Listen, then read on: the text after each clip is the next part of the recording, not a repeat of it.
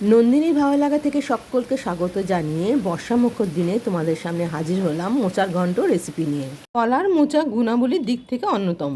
আগে রাজা বাদশাহের আমলের সুর ধরে কলার মোচাকে বলা হয় রাজকীয় খাবার। কলার মোচায় রয়েছে ফেরাম, ক্যালসিয়াম, ম্যাগনেসিয়াম, এছাড়া আছে মেনথলের নির্যাস, যা অ্যান্টিঅক্সিডেন্ট হিসেবে কাজ করে। মোচা হতাশা উদ্বেগ কমায়, কোষ্ঠকাঠিন্য দূর করে, হৃদরোগ প্রতিরোধ করে, পিরিয়ড স্বাভাবিক রাখে, ডায়াবেটিস নিয়ন্ত্রণ করে, রোগ প্রতিরোধ ক্ষমতা বাড়ায়। এছাড়া পলিসিস্টিক ওভারিয়ান সিনড্রোম সারাতে মোচার গুরুত্ব অনেক। কড়াইয়ে তেল গরম হলে শুকনো লঙ্কা, তেজপাতা, আদা বাটা, কাঁচা লঙ্কা, সামান্য গোটা জিরে, নুন দিয়ে ভালো করে নাড়াচাড়া করে নিলাম।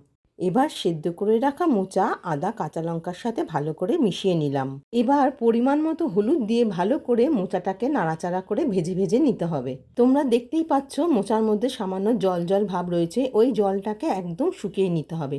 যখন কড়াইয়ে লেগে লেগে মতো যাবে তখনই বুঝতে হবে মোচাটা ভালো করে ভাজা ভাজা হয়ে গেছে। মোচা সেদ্ধ করার সময় নুন দিয়ে সেদ্ধ করেছি, তাই রান্না করার সময় বুঝে পরিমাণ মতো নুন দিয়েছি। এবার একে একে ভেজে রাখা ছোলা, নারকোল দিয়ে ভালো করে মোচাটাকে আবার ভাজা ভাজা করে নিতে হবে। নারকেল মোচার সাথে ভালো করে মিশিয়ে নেওয়ার পর পরিমাণ মতো জিরের গুঁড়ো, স্বাদ মতো চিনি দিয়ে আবার ভালো করে মোচাটাকে ভেজে নিয়েছিলাম। সবশেষে বানিয়ে রাখা বড়া মোচার সাথে মিশিয়ে দিলাম। আমার মোচার ঘন্ট তৈরি হয়ে গেল। এতক্ষণ তোমরা আমার পাশে থাকার জন্য অসংখ্য Thank you. ধন্যবাদ জানাই।